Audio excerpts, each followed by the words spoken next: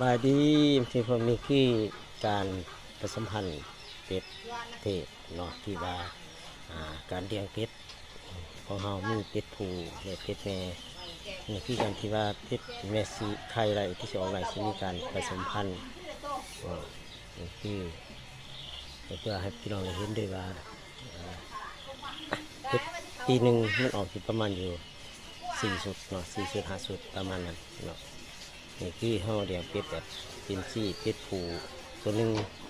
แต่เป็ดแม่ประมาณอยู่4 แม่เนาะต่อเป็ดผู้ตัวหนึ่ง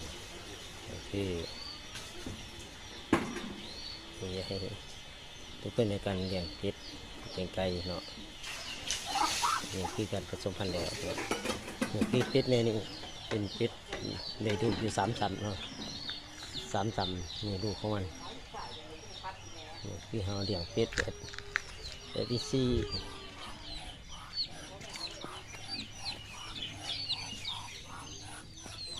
เป็นซี่เนาะคือการที่เขาเรียกเป็นซี่เป็นฤดูที่2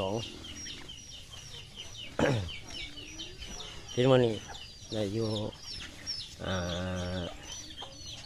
3 เดือนแล้วนอนนี้เนาะ3 เดือนแล้วในข้าวนี้ประมาณอยู่6 เดือน7 เดือนเนาะเป็นเป็ดแม่สาว